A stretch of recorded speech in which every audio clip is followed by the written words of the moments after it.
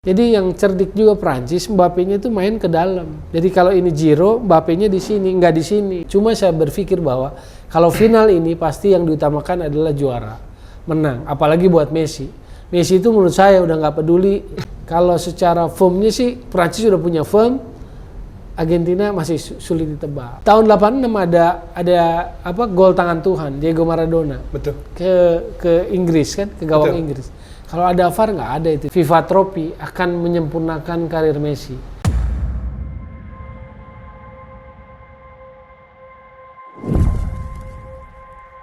Assalamualaikum warahmatullahi wabarakatuh, Sobat Nitraya semuanya. Langsung aja nih, nggak usah basa-basi. Di sebelah saya sudah ada orang yang kalau komentar karetnya 2 alias pedas. Karena sekarang akan berlangsung pertandingan Piala Dunia 2022 antara Argentina melawan Prancis.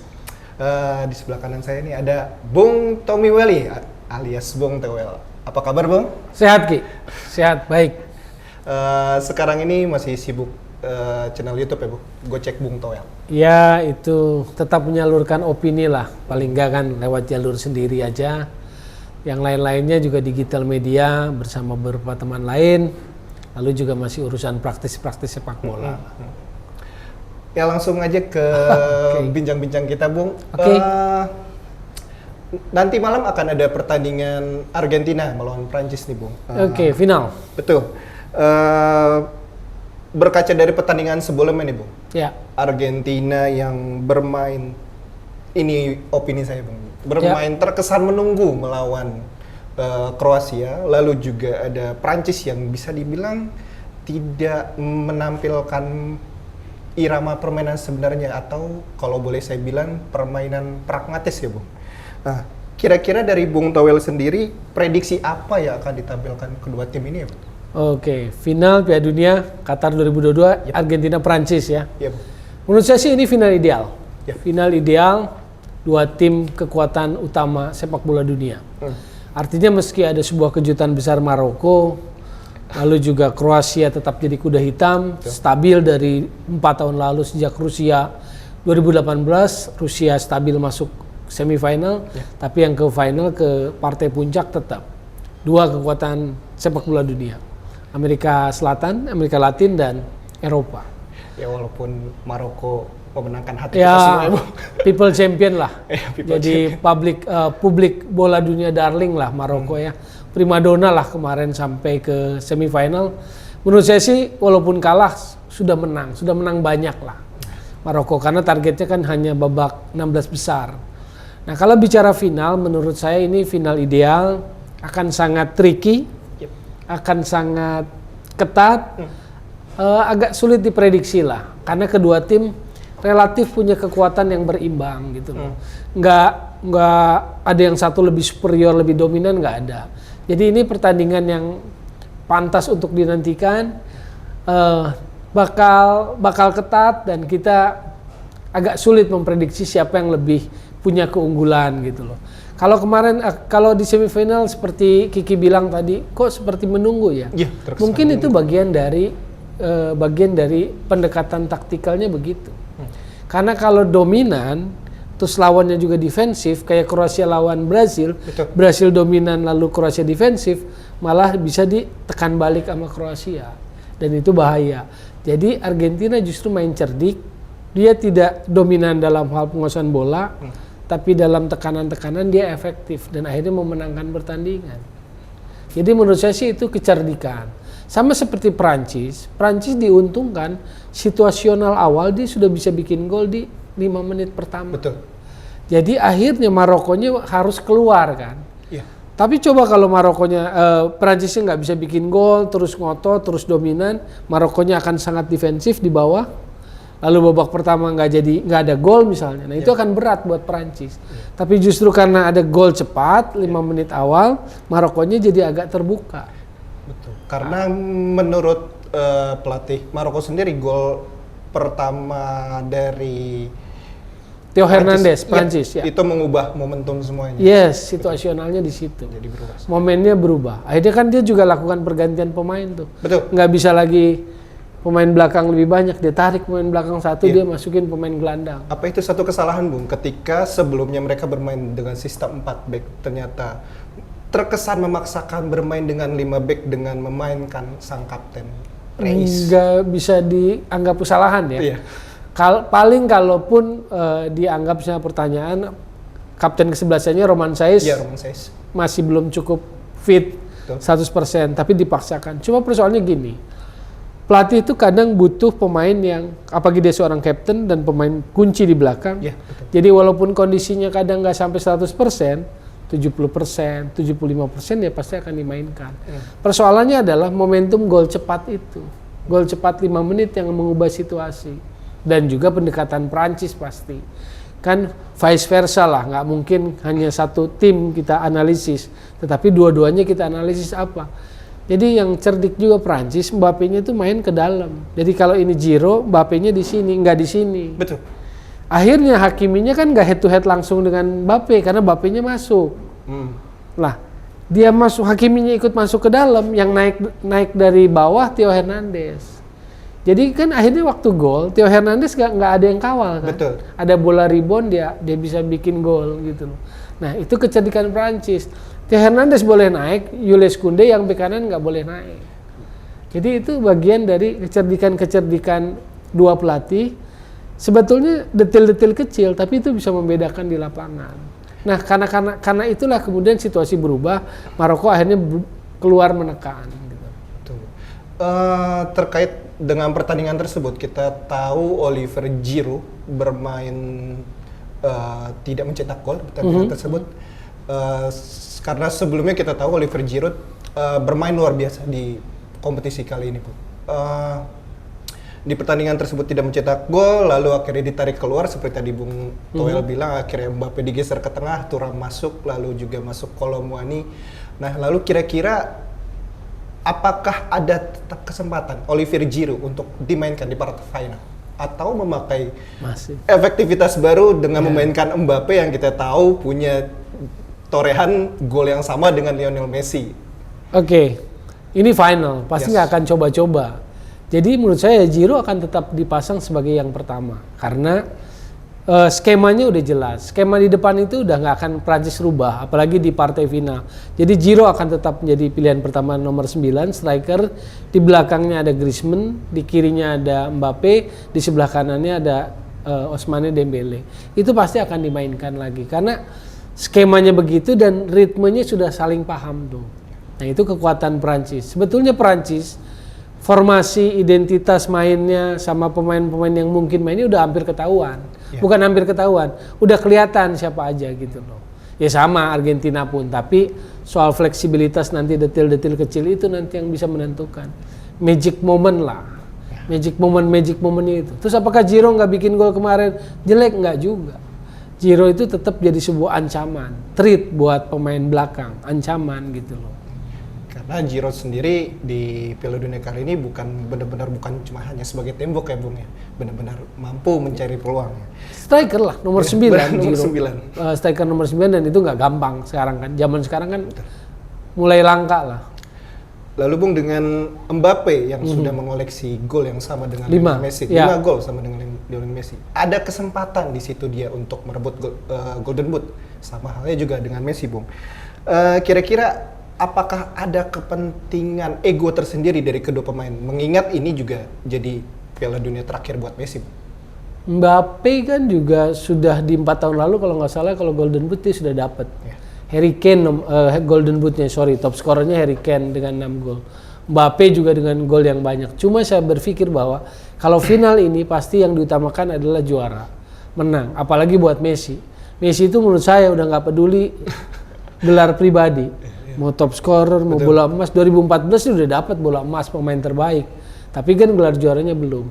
Satu yang dia konsen, dia hanya ingin gelar itu, trofi itu, FIFA World Cup Trophy yang Messi pengen. Jadi buat saya agak ragu lah bahwa mereka akan sangat ego. Mereka hanya akan mengeluarkan instingnya aja. Kalau ini memang mereka harus bikin gol, ini momen mereka untuk bikin gol, mereka akan lakukan. Bukan mereka menyerahkan ke orang lain, bukan. Jadi egonya bukan seperti itu. Egonya adalah tim harus menang gitu loh. Tapi paling tidak Messi sudah tidak menggendong sepenuhnya satu tim ya Bung. Ya betul, sekarang mungkin timnya lebih kondusif Betul. dibandingkan 4 tahun lalu. Lalu sekelilingnya itu bermain bantu Messi gitu loh. Dan Messi lebih lepas lah menurut saya sih, karena selain kedewasaan 2021 kan dia sudah mempersembahkan gelar Copa America. Betul. Jadi sudah agak sedikit terbebaskan lah, liberated lah bahasa itunya sih. Dia agak terbebaskan sehingga mau bermain lebih lepas, lebih enjoy, dan sekelilingnya adik-adiknya bisa bermain lebih menyokong dia juga. Dan ini yang membuat saya sih Argentina terus melaju ya sampai final gitu loh. Jadi menurut saya Messi cuma fokusnya satu, dia nggak peduli dengan top scorer walaupun sekarang ada di puncak top scorer 5 gol 3 assist. Mbappe itu kan 5 gol 2 assist. Hanya bedanya di situ. Nah, jadi kalau Messi dan Mbappe menurut saya hanya satu fokusnya, juara. Karena juara yang kali ini luar biasa deh, narasinya, ceritanya akan luar biasa. Argentina akan mencari gelar ketiga setelah 78-86. Prancis juga sama, akan cari gelar ketiga setelah 98 dan 2018. Nah, apalagi Prancis kalau bisa back to back juara, ini dahsyat. Karena di sepak bola modern, di era sepak bola modern nggak pernah ada satu tim manapun yang bisa back to back juara. Karena nggak terakhir ada. yang back to back itu masih edisi Jules Rimet ya Bung. Iya, di bawah tahun 70 ya. Jadi tropinya masih Jules Rimet. Itu kan Italia 34-38 sama Brasil 58-62 eranya Pele. Tapi begitu masuk ke era sepak bola modern, apalagi yang kekinian sekarang nggak pernah ada. Jadi kalau Perancis bisa, waduh ngeri deh Perancis. Di dia Deschamps udah kayak dewa bola aja. Berbicara ngeri, memang sebenarnya lini tengah kedua tim bermain punya skuad yang kedalamannya cukup mengerikan ya Bung. Ya. Kita lihat Argentina punya lini tengah yang cukup fluid ya Bung ya. Ada Rodrigo de Paul di sana, ada Leandro Paredes juga yang bisa backup. Yes. Lalu di Prancis ada Aurelien Tchouameni dan Griezmann yang bermain luar biasa Bung, bermain sebagai link up dari lini tengah ke lini depan. Betul. Itu menurut Bung Towel, komposisi lini tengah di final yang ideal seperti apa? Jadi kalau lihat Prancis kan 4-2-3-1. Yep. Dia selalu bermain dengan formasi itu. 4 di belakang, 2 gelandang yang menjadi holding midfield atau yang mengisi kedalaman lapangan tengah adalah Aurelien Tchouameni dengan Adrien Rabiot. Cuma semifinal kemarin Adrien Rabiot nggak main. Yang main Youssouf Fofana. Youssouf Fofana juga pemain hebat, pemain bagus lah, menonjol di Ligue 1 bersama Monaco. Jadi temannya Aurelien Tchouameni juga, cuma Tchouameni kan musim ini udah ke Madrid. Jadi nggak ada kurang-kurangnya tuh. Itu yang disebut kedalamannya juga bagus. Di depan mereka ada 3, Antoine Griezmann, Dembele sama Mbappe. Lalu di depannya Giroud. Nah ini memang menurut saya sih formasi yang sudah sangat solid. Mereka juga punya pengganti juga, hanya memang ini yang terbaik menurut saya sih. Ada Kingsley Coman lah, misalnya kalau Dembele off day, ada Kingsley Coman masih ada. Griezmann memang sangat menonjol. Selain Mbappe, orang mungkin banyak terfokus pada Mbappe. Memang keren sih Mbappe juga pada Qatar 2022 ini. Akselerasinya luar biasa. Kalau lewati lawan dia kan kayak sekejap mata aja dia udah lewatin lawan gitu kan dengan kecepatannya. Tapi Griezmann luar biasa menurut saya sih. Dia memang menjadi link up play atau jembatan dari tengah ke depan. Dan dia dikasih kebebasan bermain bebas oleh Didier Deschamps. Dia bisa turun ke bawah, dia bisa kelola bola, dia dorong bola, mainkan ke atas. Jadi Griezmann kunci dari permainan Prancis. Mbappe, Giroud, Dembele nggak akan dapat bola enak kalau Griezmann-nya jelek. Betul. Tapi begitu Griezmann bagus, mereka dapat suplai bola yang bagus. Tapi dari sisi Argentina sendiri. Oke, sisi Argentina ya. Midfield-nya kuat. Betul. Cuma kalau kita lihat perjalanannya identitasnya tidak sejelas Prancis. Prancis sejak awal 4-2-3-1. Argentina ada perubahan. Seiring perjalanan di Qatar 2022. Waktu kalah dengan Arab itu 4-3-3 mainnya. Kalau kita mau bicara tentang formasi. Begitu berikutnya mereka main dengan waktu kalah lawan awal 4-2-3-1. Jadi 2 gelandangnya Paredes sama Rodrigo de Paul. Waktu itu 2 gelandangnya berdiri sejajar atau? Ya, sejajar, mengisi kedalaman lah. Messi di belakang Lautaro Martinez. Jadi formasi yang mirip dengan Argentina. Pakai Angel Di Maria, pakai Papu Gomez di kiri, Angel Di Maria di kanan. Itu formasi lawan Arab. Tapi begitu kedua itu udah mulai berubah. Jadi Messi yang didorong ke depan. Karena dianggap bahwa gelandangnya kurang kalau cuma 2, kurang kuat. Maka ditambah gelandangnya jadi 3. 4-3-3. Berubah tuh. Messi jadi striker, cuman bukan striker murni. Dia false 9 mainnya, 9,5 gitulah. Enggak 9, enggak 10 banget juga karena dia harus naik ke depan. Nah, berubah lagi ketika Julian Alvarez masuk di pertandingan ketiga. Nah, itu lebih membaik juga bahwa Argentina ternyata lebih baik saat Julian Alvarez yang nemenin Messi di depan. Nah, itu berubah jadi 3-5-2 atau 4-4-2. Terakhir waktu semifinal 4-4-2. Semifinal 4-4-2 karena dia main kan 4 gelandang. Kenapa? Karena dia pikir Kroasia kuat di tengah, Modric, Kovacic, Brozovic.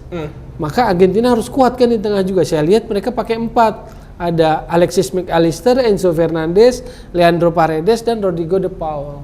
Jadi lapangan tengah mereka pun kuat. Dan karakternya ini fighter semua nih, petarung semua. Kuat ngerebut bola, ya bisa distribusi bola juga. Cuma kalau bedanya dengan Prancis lebih punya sedikit stylish lah di situ. Kalau kita bicara soal lapangan tengah. Gitu.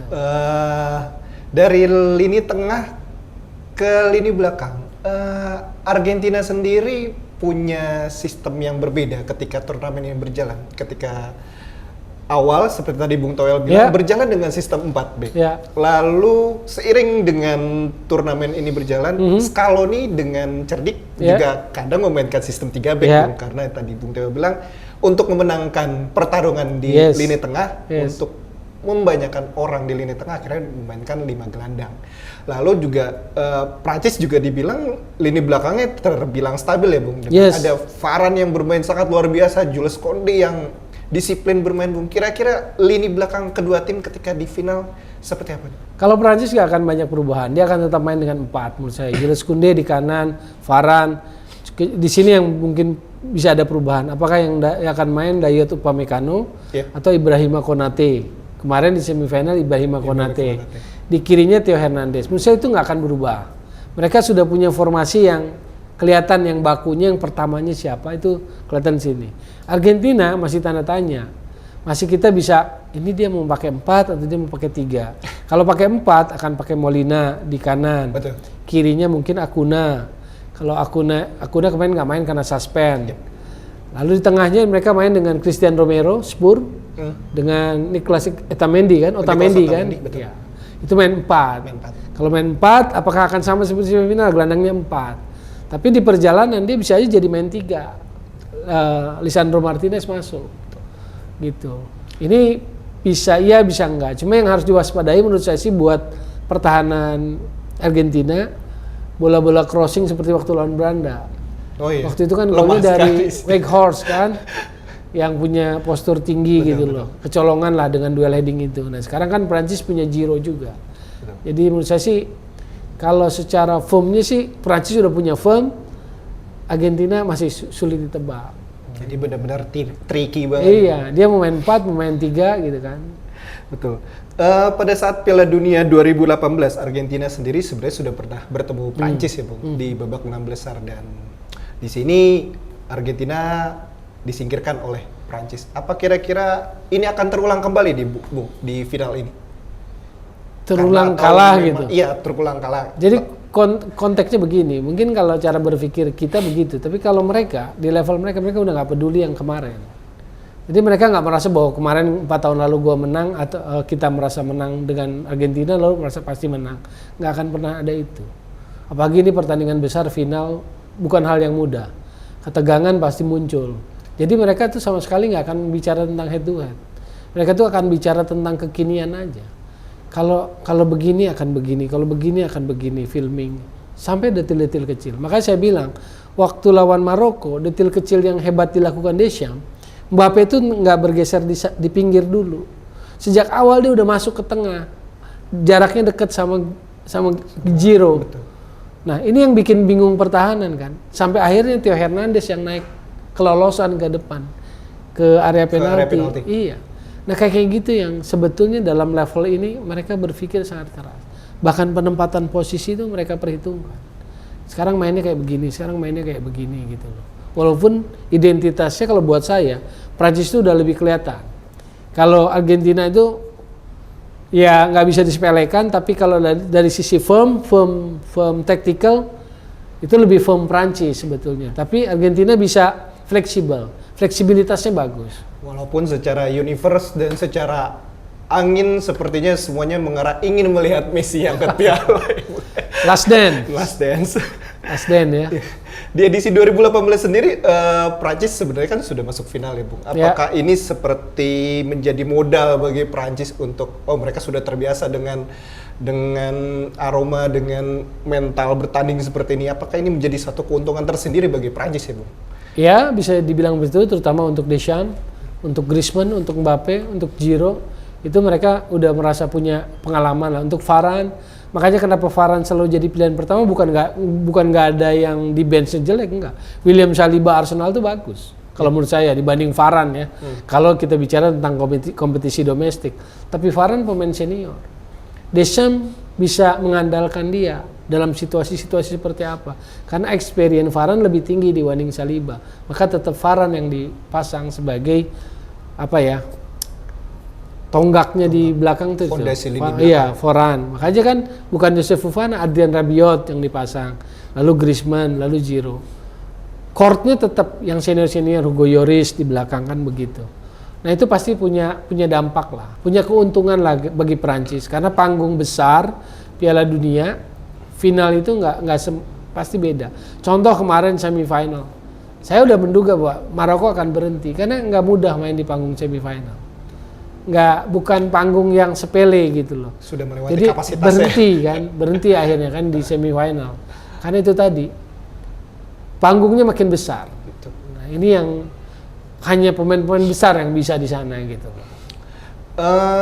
Berbeda dengan Prancis, Argentina yang seperti tadi Bung Toel bilang, perjalanannya mulai dari fase grup sampai akhirnya ke fase final bisa dibilang nggak mulus, mulai dari kalah melawan Arab Saudi sampai akhirnya ada drama-drama melawan Belanda. Oke.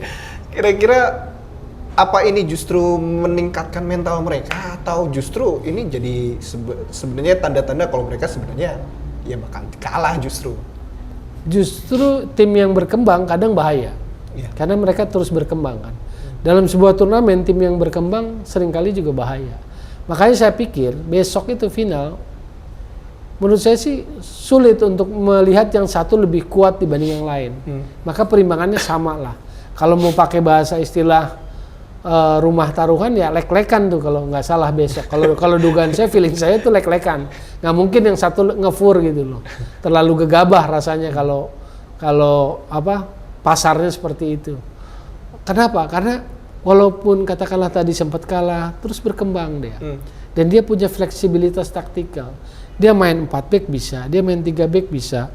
Full backnya kemudian berubah bekerjanya bisa. Jadi Molina begitu Lisandro Martinez masuk, mereka tahu bagaimana harus bekerja. Tagliafico atau Acuna juga di kiri tahu mereka harus bagaimana bekerja gitu loh.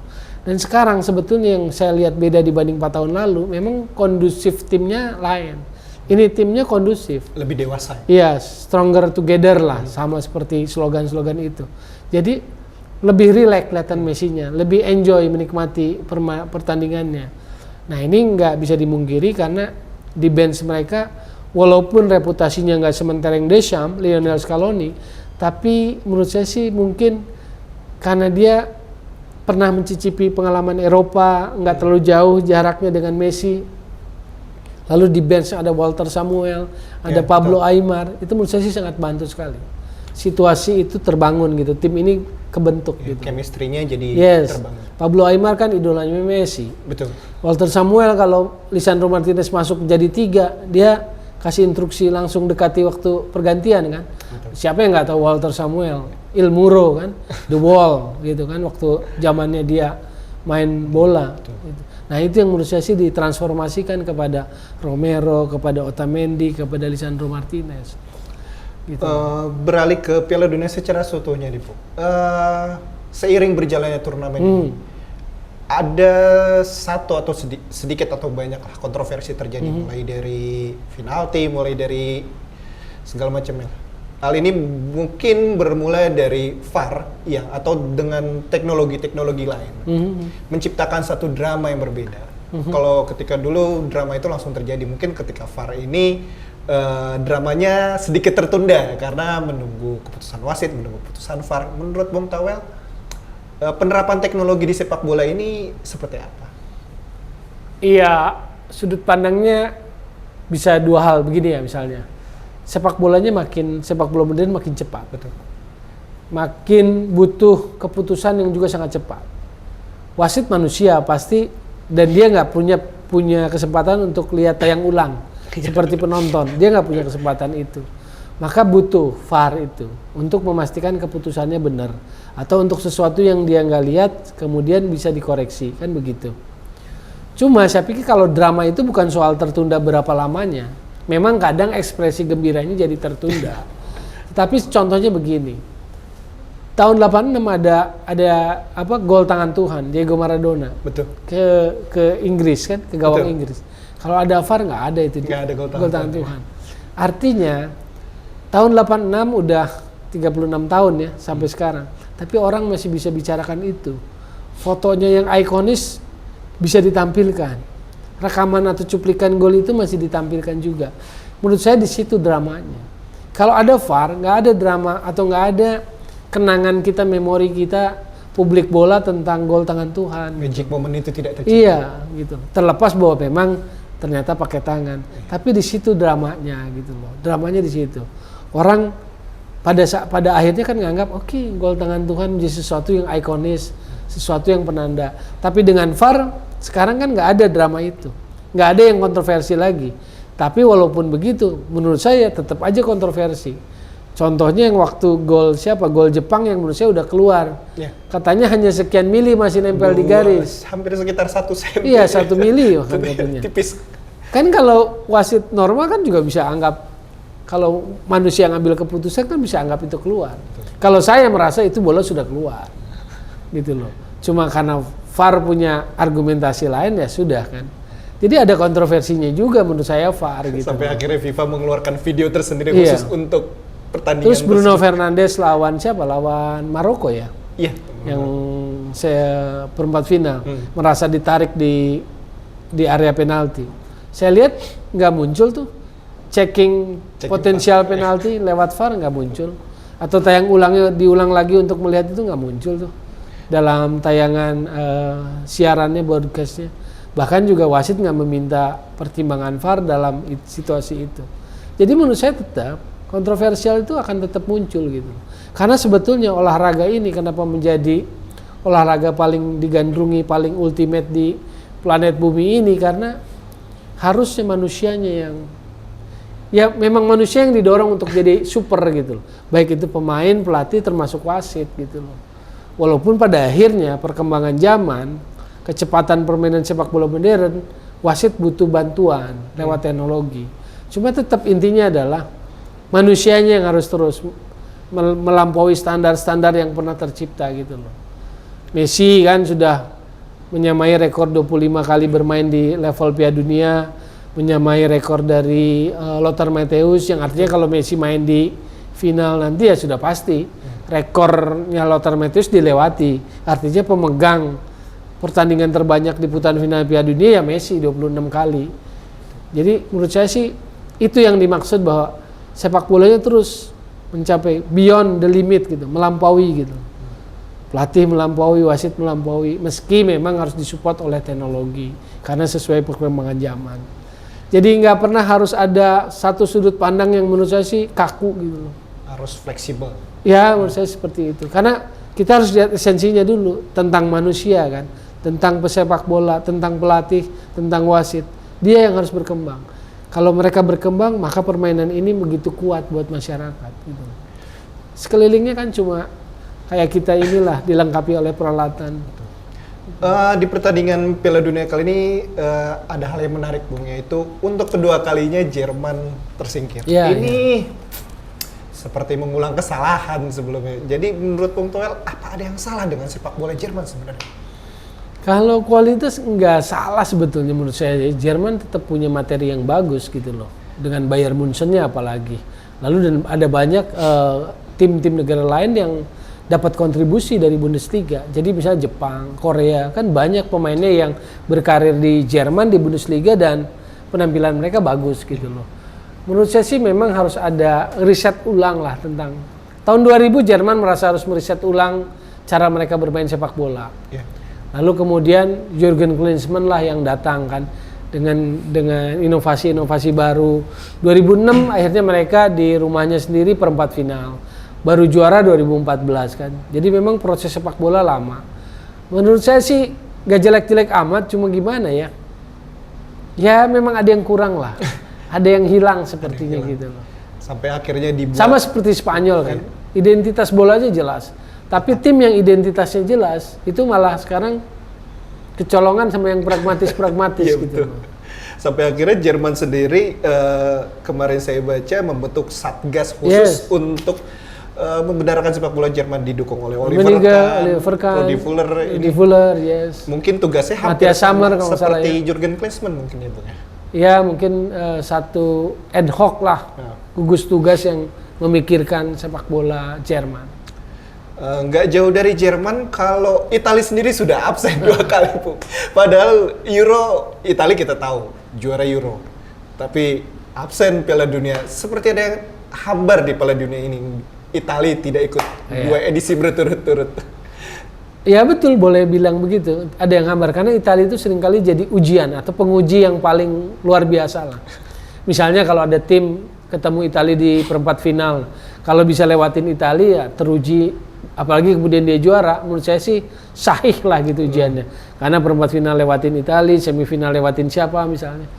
Italia itu buat saya semacam itu, semacam penguji yang paling sahih lah untuk jadi juara dunia. Tapi kali ini kan mereka absen, berturut-turut 2 kali malah. Jadi memang ada yang salah juga lah terkait overall gitu loh. Tapi secara materi, menurut saya sih tetap mereka punya materi-materi yang bagus ya. Cuma itu tadi, gap kualitas sepak bola, apalagi di Eropa makin tipis-tipis. Di dunia aja kan sekarang Jepang, Korea sudah makin tipis jaraknya. Australia juga makin tipis jaraknya. Afrika apalagi, malah mereka bisa melakukan kejutan besar ke semifinal. Maroko kan. Jadi menurut saya sih gap kualitas sepak bolanya makin tipis sekarang. Beralih ke perebutan juara ketiga. Ada Maroko melawan Kroasia. Kita tahu sendiri Modric sebelumnya sudah mengeluarkan statement ketika pertandingan selesai melawan Argentina. Ini akan menjadi pertandingan terakhir bagi saya. Ya. Apakah ini menjadi pertandingan terakhir Modric, dan Kroasia di situ terlihat sepertinya bakal lebih ngotot ya, Bang. Karena ya ini momennya mereka. Kapan lagi mereka masuk perebutan ke tempat 3? Menurut Bung Tewel seperti apa? Kalau dibandingkan Maroko, saya malah menganggap Maroko lebih punya motivasi, lebih punya ngotot. Jangan salah, mereka tetap Eropa ya. Buat di sepak bola itu juara itu kan nomor 1. Gitu. Nomor 2 aja mungkin nggak diingat gitu kan. Jadi buat saya mungkin Kroasia kalah ngotot lah dengan Maroko. Maroko mungkin masih punya motivasi untuk ambil peringkat 3. Masih punya keinginan untuk ambil itu. Tapi kalau Kroasia menurut saya sih sudah nggak terlalu ngotot. Berarti tidak bahwa ini penampilan terakhir Modric, dia akan suksesikan kepada Lovro Majer sepertinya. Berarti tidak sengotot ketika kalau tidak salah edisi 2002 Korsel melawan Turki. Betul itu luar biasa pertandingan. Iya, itu masih tinggi. Itu Korsel kan kelihatan masih ini. Maka kalau di sisi ini saya lihat bahwa Maroko yang masih lebih punya motivasi lah. Karena nggak gampang ya.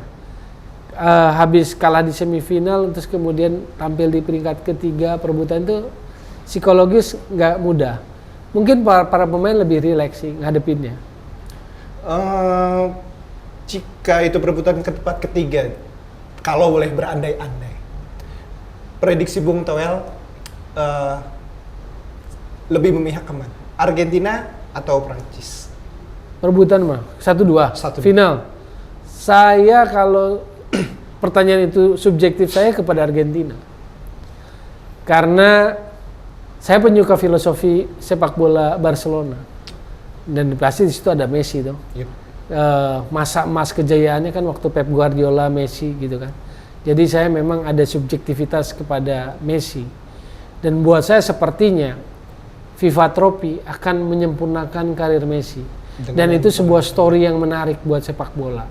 Sebuah kisah yang pantas layak gitu loh. Bukan Prancis nggak layak. Makanya saya bilang narasi final ini kuat. Prancis pun kalau juara kan dahsyat. Bukan sekedar gelar ketiga. Dua-duanya mengincar gelar ketiga. Tetapi buat Prancis back to back gitu loh. Dan nggak ada di zaman modern ini bisa back to back, nggak ada.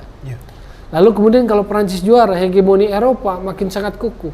Karena sejak 2002 terakhir Amerika Latin juara berhasil, 4 edisi terakhir nggak dapat.